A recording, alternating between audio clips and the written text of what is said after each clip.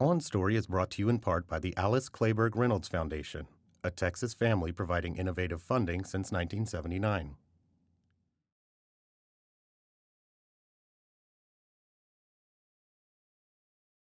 Funding also provided by John Paul and Eloise DeJoria.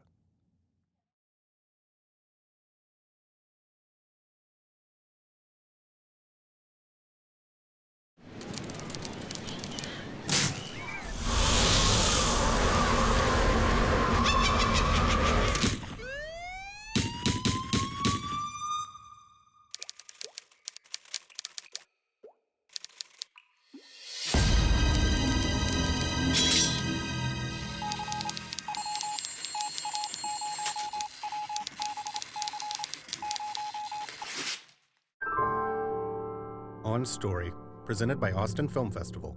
A look inside the creative process from today's leading writers and directors.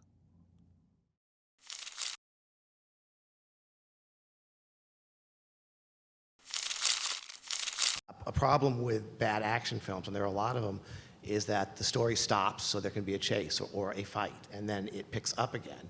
And a good one, that's a scene, and the character learns something new about themselves, or it moves the story forward.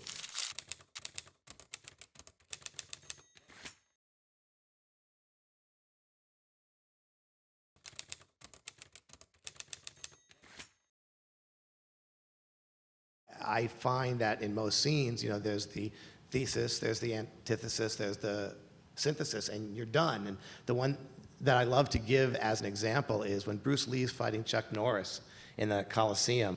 He starts out, and Chuck Norris is the big, strong American, and Bruce Lee is fighting him on his terms, and he's losing. And in the middle of that scene, he sees a cat stretch. And suddenly Bruce Lee starts dancing, and he gets loose and stretchy the way the cat is, and he uses what his advantage is, which is being faster, which is being looser, and he beats him.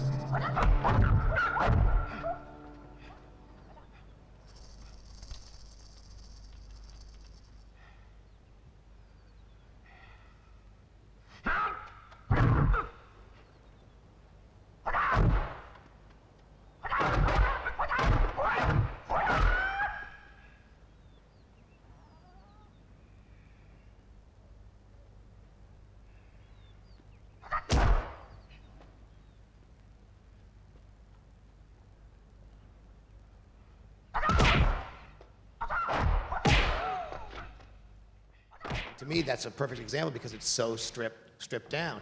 He's trying something, he's got a goal to beat this guy. He tries something, it doesn't work. There's a moment in the scene that through losing, he learns something, he does that, and it works, and you're done.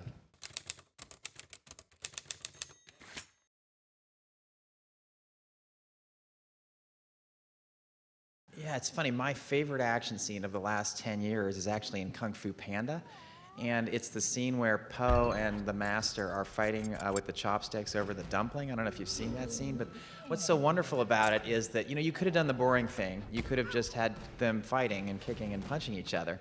And instead, he found, the writers, Glenn and John, found this moment of personality and of character, which is that Po loves food. And so his master has tried to reach him by getting through to him through food. So it's like, we're going to fight over this dumpling, and whoever gets the dumpling, who's going to eat the dumpling, wins the scene, basically. And suddenly you've taken a boring scene, and you've given it personality, you've given it life, and you've also given it character, and so you've related your scene and the action to the character. And so I just think it's genius for a lot of reasons. It's got to come out of character. One of my favorites came, Larry Kasdan gave a lecture when I was starting out, and I had attended it, and I was in the back writing notes, and he showed a scene from Bad Day at Black Rock with Spencer Tracy. And it's the scene where Spencer Tracy, has learned that the town is dirty, and he goes in to get a bowl of chili. We haven't seen him eat anything the whole film. We know he's hungry. And Ernest Borgnine starts picking on him, and Spencer Tracy just has like one arm. You've got to see this film. And this scene is fantastic. And he does everything he can to avoid fighting. And he's an older, one-armed man, and Ernest Borgnine is a big, strong, tough bully. And finally, at the point where he can't walk away from it anymore, he beats the shit out of Ernest Borgnine. And it's great, because it's a scene that comes entirely out of character.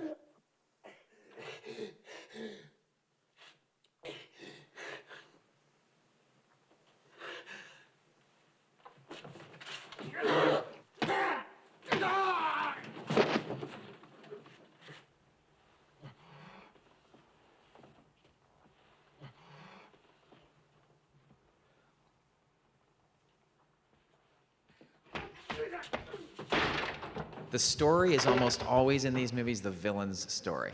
And I really, really believe that the villain drives these movies. I mean, ultimately. The villain's character, the villain's plot, the hero oftentimes is reactionary to that. But I do feel like, particularly with action movies, it's the villain that's driving that story, and the hero's being forced to, you know, scurry around after him or in front of him or whatever.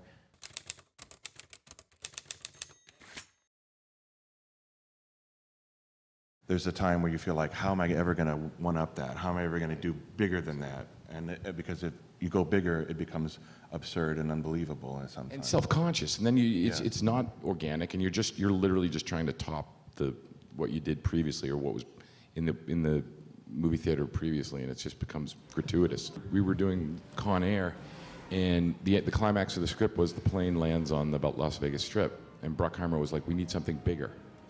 And I stood up completely as a joke. I go, I tell you what, why don't they all just jump on fire engines and they race through the streets of Las Vegas in a fire engine chase? And he was literally like, camera like dollies into his face, and he was like, that's it. And you had to get bigger and every week there was a movie opening that was like volcano and Right. Tornado and that thing. And so it was all about trying to. And now I think it's better now.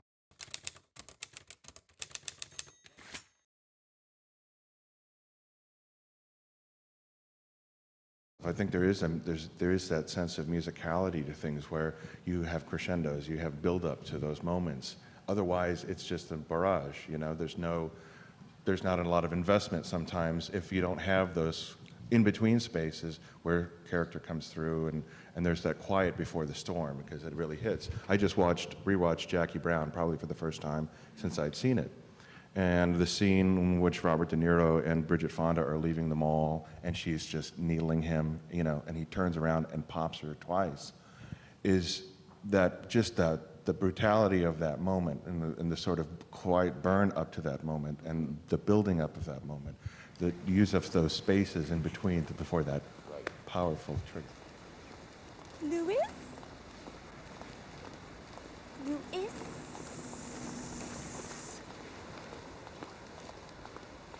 Is it this aisle or is it the next one over? This one. You sure? Yeah, I'm sure. You're positive? Don't seem sure to me. Hey, don't say anything else, okay? Keep your mouth shut. Well, I mean, don't say one word, okay? okay, Louis.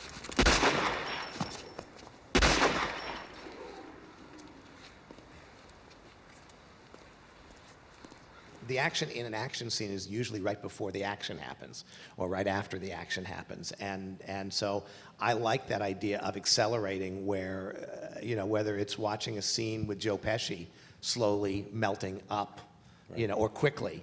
It's that change in state that really thrills us.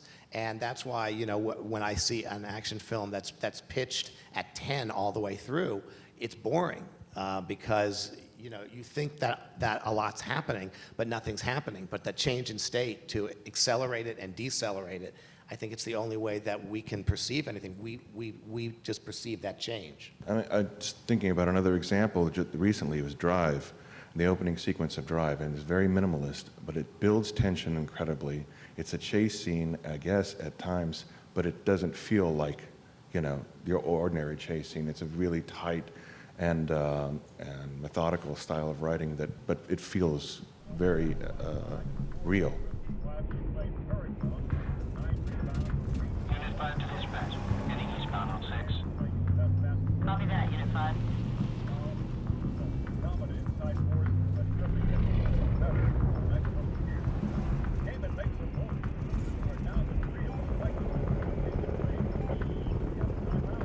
Base to Air 3. Any sign of that program follow? Air 3 to base. Negative.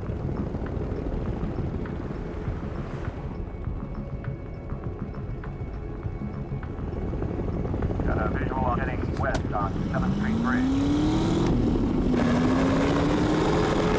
Copy, Air 3. All units. I mean, when you think of the seminal action movies, sort of of the last 30 years, that Lethal Weapon, 48 Hours, and Die Hard. They're all incredibly funny. They all have incredibly funny. They all have very, very funny sort of.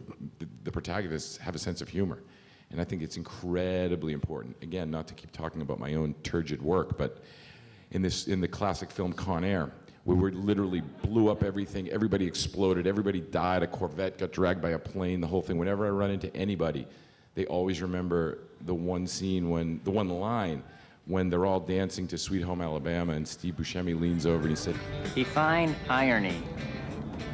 Bunch of idiots dancing on a plane to a song made famous by a band that died in a plane crash.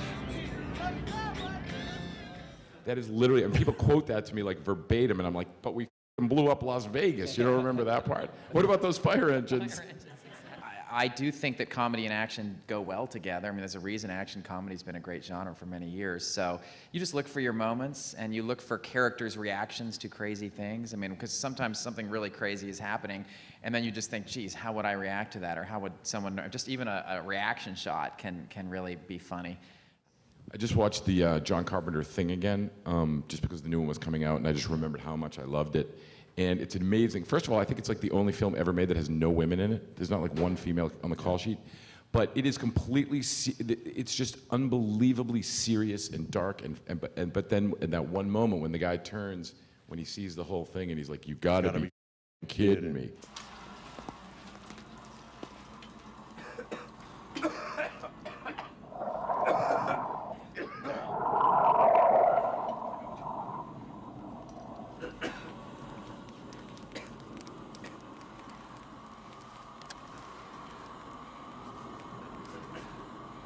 You gotta be kidding. And it just allows you to it's like a great it's a great thing, and you sort of need it. It was exactly at the point where it was most necessary.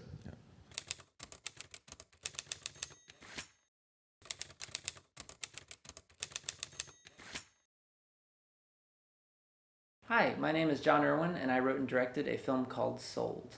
The film came from an idea I had where a girl wakes up in the trunk of a moving car, and as the story progresses, we figure out through a series of flashbacks how she got there. And after I came up with this idea, I really wanted to do it.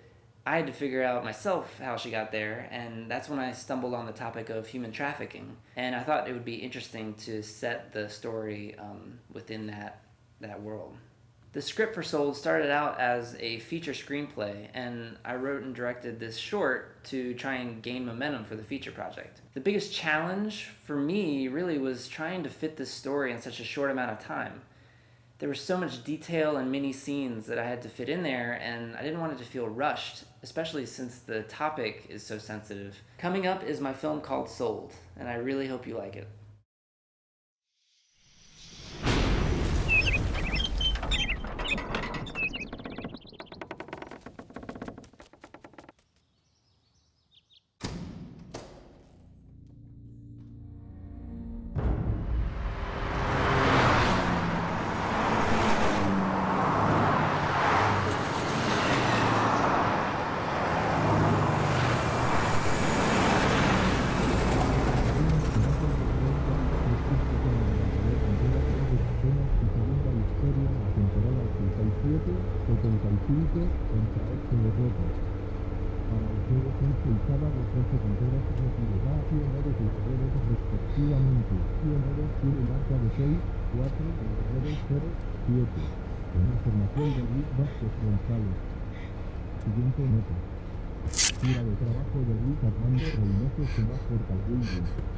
El gobernador Luis Fernando Reynoso Sumat, en compañía del alcalde Hidalgo Gallegos de Choa y de los diputados María Guadalupe Díaz, Martina Quintana, Celera Hernández, realizó una gira de trabajo por el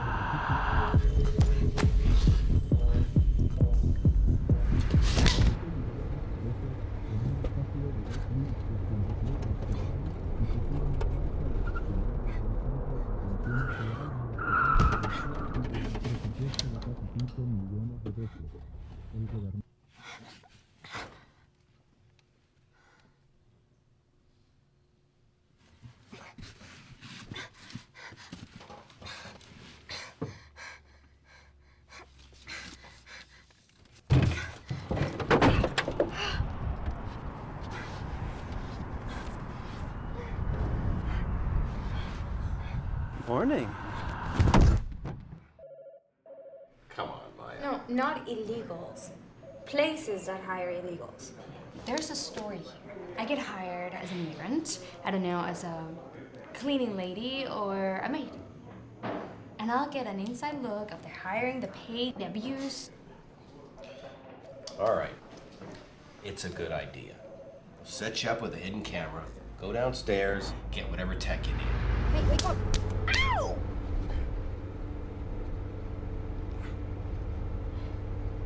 Who are you? Alexa. It's okay.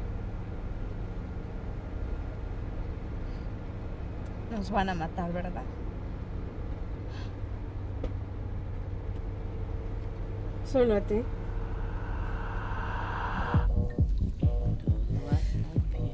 She's nice. No, 3 of them. No, I never promised you 5. All right. The one from the motel? 4 grand.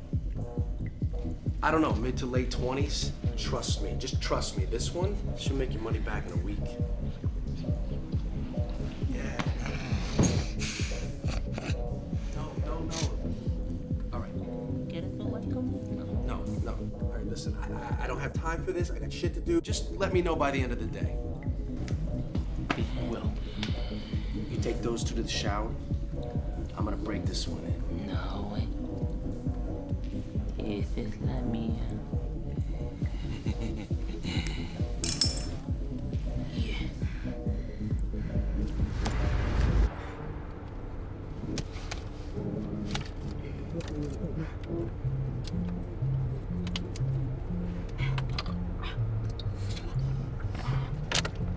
¿Tienes sed? ¿Cómo terminaste aquí? Me raptaron, ¿que no te das cuenta? Pero no trabajas en motel, ¿eh? No tienes pinta de muchacha. ¿Ves tus uñas? Están limpias. Bueno, ¿qué te pasa, niña, ¿Ya no te quieres escapar? ¿Que no quieres salir de aquí? No, así te matan. Yo me comporto.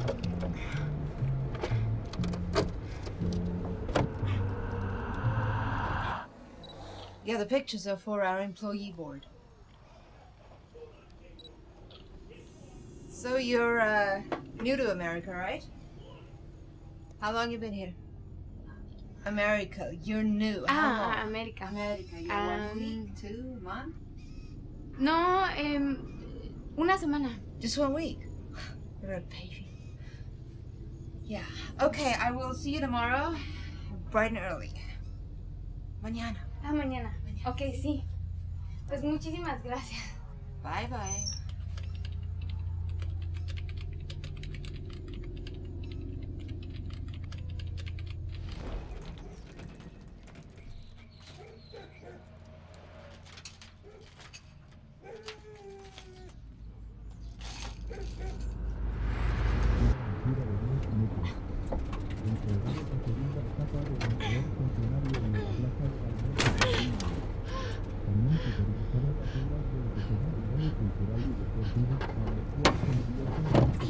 Ayúdame.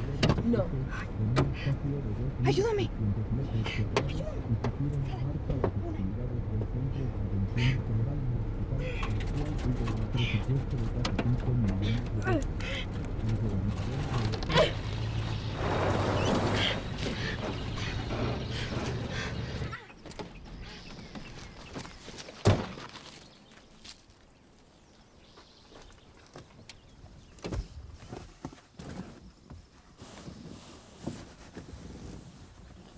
Ya llegamos.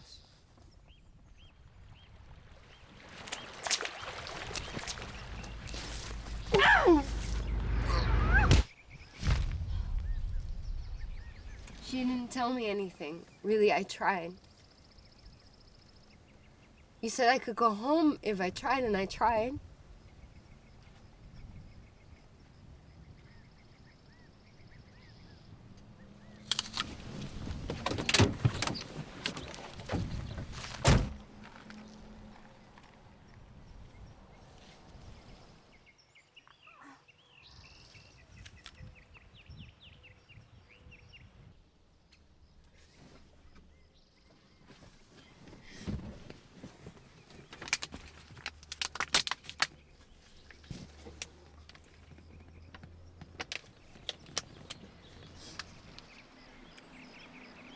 Espérame en el coche.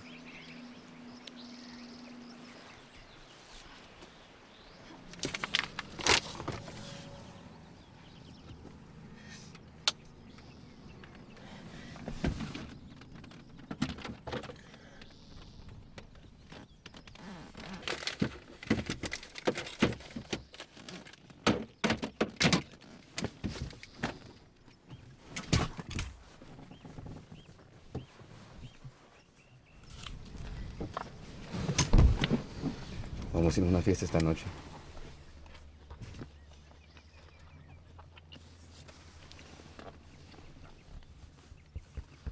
¿Estás lista para trabajar?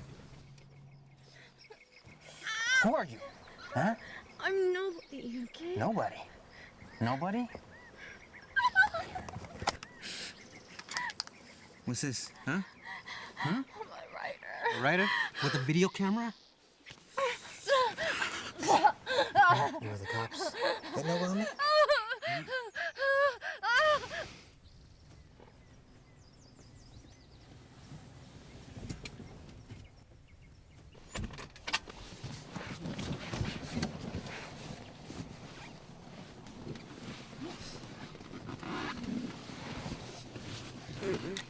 Río no.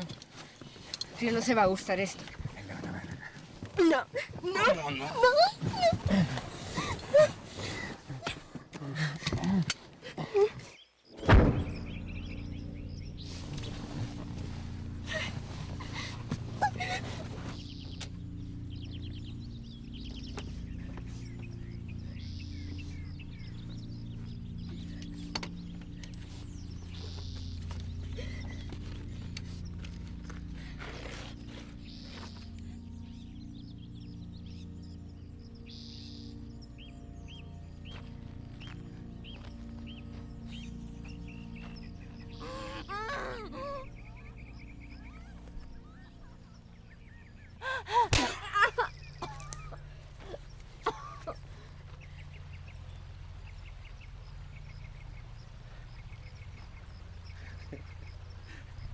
¿Qué estás haciendo?